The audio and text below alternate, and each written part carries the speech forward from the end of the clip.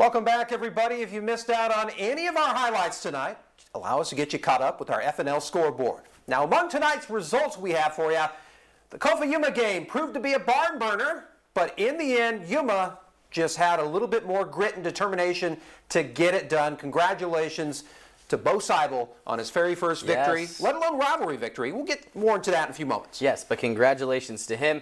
I do want to mention we had two of those unbeaten teams coming in tonight, Gila Ridge and Cibola. One of them had to win, and if you ask me, one of them really showed up. Gila Ridge 41-6. And just to point out, some big numbers put up by their offense. I mean, 5 touchdowns from the quarterback there, Jaheim Jones-Wilson, with 3 touchdowns, a pick 6 at one point. So just an outstanding offensive performance and defensive performance to hold him to 6 points. Absolutely. And speaking of outstanding, Yuma Catholic on offense continues to mature. They only have a sophomore quarterback, and he's putting up numbers like this. Wow, they're going to be dangerous. And you said so yourself, the defense already dangerous. These guys are definitely state championship contenders. And, of course, Antelope, because of COVID-19 concerns, electing not to play. They're going to try to reschedule. We'll see how that goes. Yeah, we really want to see them get back on out there, of course. They had such a year last year, so we will have to wait and see. Well, it's one of my favorite parts of the night where we give our helmet props to the player position group, or even the team that stood out tonight. And let's just start with you, Rob. Well, it's pretty obvious there. You can see that Bo Seibel, the head coach of the Yuma Criminals, gets it for me because, you know what? This is his first win and his first rivalry win, so this is a very appropriate for him to kind of get the ball rolling with Yuma. So congratulations, Coach, on your big victory tonight. Yes, indeed. As for me, Rob, it's going to be quarterback C.J. Wiggins from the Gila Ridge Hawks. He's been on fire the past 2 weeks. What a game tonight. 13 of 17, 287 yards, 5 total touchdowns. This kid doesn't stop, but the Hawks team, led by Wiggins, really something to fear at this point. They remain unbeaten. That offense has a lot of weapons, and Wiggins is making sure to use all of them. Hats off to you, my friend, tonight. You get my helmet prop of the week. Honestly, that whole team, though, deserving of it as well. They've been putting up numbers all year long, and there's still more season to go.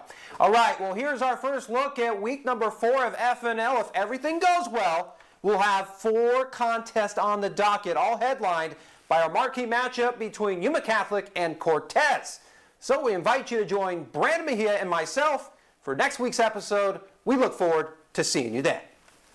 We always do. We end tonight's program with another favorite part of ours, our Jack in the Box play of the week. Tonight's play comes from the Hawks, and once again, Jaheim Jones-Wilson showing off why he's an all-around kind of player. He catches this one and does so with one hand. We're going to break it down in just a minute. Brings it back for a touchdown. That's a pick 6 right there, right before halftime too, I should say. But when we slow this down for you, you can really get to see where he's able to catch it with one hand. There it is. Bring it in, remain in control of it, and still put up 6 points. I mean, this kid is really an offense and a defensive weapon, and this just illustrates it right here. I mean, the play itself wasn't intended for him. You can see he's really just a great read on the quarterback, able to get his hand up there, bring that ball in. And this was right before halftime, too, as Cibola was trying to march down the field to at least make it a touchdown difference in the game.